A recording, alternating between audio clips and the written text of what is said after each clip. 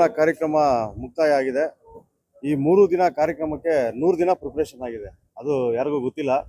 ಇವತ್ತು ಈ ವಿಜೃಂಭಣೆ ಏನಾಗಿದೆ ಅದಕ್ಕೆಲ್ಲ ಏನಾದರೂ ಕ್ರೆಡಿಟ್ ಸಲ್ಲಬೇಕು ಅಂತಂದರೆ ನಮ್ಮ ನಂಜುಂಡಿ ಸರ್ಗೆ ಸಲ್ಲಬೇಕಾಗ್ತದೆ. ನಮ್ಮ ಒಂದು ಆಸೆ ಏನಿತ್ತಂದರೆ ನಮ್ಮ ಸಮಾಜಕ್ಕೆ ಮುಖ್ಯಮಂತ್ರಿಗಳು ಬರಬೇಕು, ಉಪಮುಖ್ಯಮಂತ್ರಿಗಳು ಬರಬೇಕು. ಆ ಥರದ್ದು ಭಾಳ ಆಸೆಪಟ್ಟು ನಾವು ರಾಜಕಾರಣಿಗಳಾಗಿದ್ದು ಕಾರ್ಯಕ್ರಮಗಳಿಗೆ ಕರೆದು 2-3 ಕಾರ್ಯಕ್ರಮಕ್ಕೆ ಬಂದಿರಲಿಲ್ಲ. ಭಾಳ ಮನ್ಸಿಗೆ ನೋವಿತ್ತು. ಮುಂದಿನ ದಿನಗಳಲ್ಲಿ ಹೆಂಗೆ ಈ ಥರ ಆದರೆ ಅಂತೇಳಿ ಭಾಳ ಯೋಚನೆ ಇತ್ತು.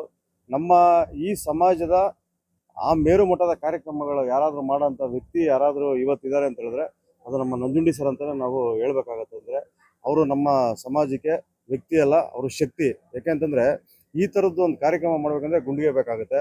3 ದಿನಗಳು ಪ್ರತಿ ದಿವಸ 2000 ಜನಕ್ಕೆ ಊಟ, 3 ದಿನಕ್ಕೆ 6000 ಜನ ಊಟ ಆಯಿತು.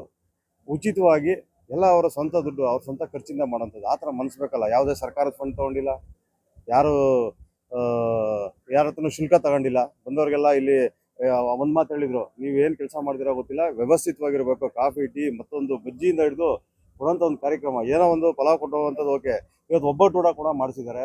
ಈ ಥರದ್ದು ಶಕ್ತಿ ದೇವರು ಇನ್ನೂ ಅವ್ರಿಗೆ ಹೆಚ್ಚು ಕೊಡಲಿ. ಅವ್ರಿಗೆ ಎಷ್ಟು ಕಾರ್ಯಕ್ರಮ ಮಾಡಿದ್ರು ನಾವೆಲ್ಲ ಅವ್ರ ಜೊತೆ ನಾವು ಯುವಕರು ಇರ್ತೀವಿ.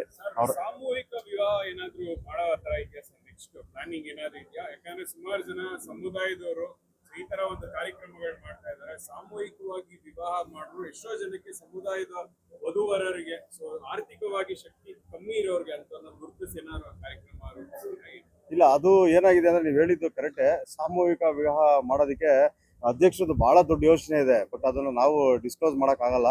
ಬಟ್ ಆದ್ರೂ ಅವ್ರು ಏನು ಬೇಜಾರು ಮಾಡ್ಕೊಂತಾರೋ ಗೊತ್ತಿಲ್ಲ. ಅದಕ್ಕೆ ಅವರು ಒಂದು ಪ್ಲಾನ್ ಇಟ್ಕೊಂಡಿದ್ದಾರೆ. ಅದು ನಿಮಗೆ ಇಡೀ ರಾಜ್ಯನೇ ಮಾತಾಡಬೇಕು. ಆ ಥರದೊಂದು ಆಗತ್ತೆ. ನೀವು ಹೇಳಿದ ಕಾರ್ಯಕ್ರಮ ಅವತ್ತಿನ ದಿನ ನೀವೇ ಹೇಳ್ತೀರಾ. Thank you.